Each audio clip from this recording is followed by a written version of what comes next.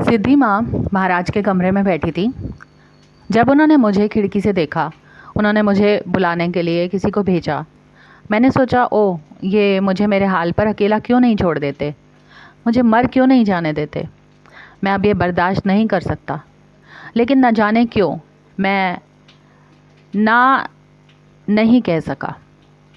हाँ ठीक है, मैं आता हूँ। मैं उठा और पिछले दरवाजे से होता हुआ आंगन पार करके महाराज जी के कमरे में पैदल चलकर पहुँचा। जैसे ही मैं दरवाजे पर पहुँचा, मैंने सिद्धि माँ को ज़मीन पर महाराज जी के बिस्तर के पाए के पास बैठे देखा। कमरे में और दूसरा कोई नहीं था। जैसे ही मैंने दहलीज को पार किया, मैंने अपनी छाती के मध्य में एक वज्राघात जैसा महसूस किया। मैं एक वज्रपात से टूटे हुए पेड़ की तरह ज़मीन पर गिर पड़ा। मेरा हृदय दरार पड़ने से खुल गया था और तभी मुझे महाराज जी की उपस्थिति का अविश्वसनीय मधुर एहसास हुआ। मैं बिना रुके लगातार रोए जा रहा था और अपने आप को रोने से रोक नहीं पाया।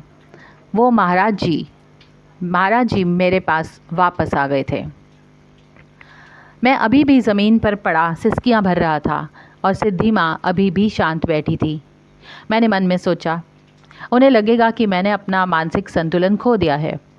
मैंने रोना बंद करने की कोशिश की, लेकिन मैं अपने आप को रोक नहीं सका। सुबकते हुए मैं पूजा में वापस चला गया।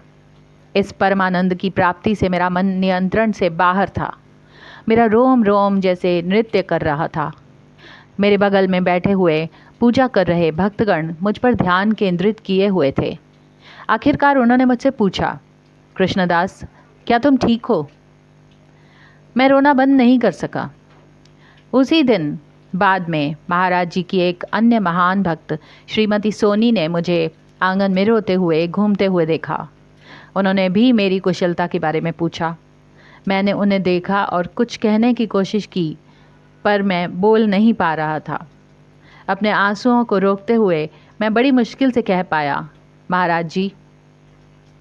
ये सुनकर उनकी आंखें ऊपर चढ़ गईं।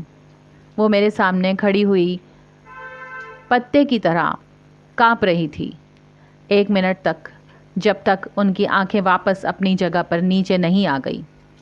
उन्होंने मुझे देखा और कहा, यथार्थतः, और फिर वो आंगन में तेज़ी से चलते हुए आंखों से ओझल हो गई।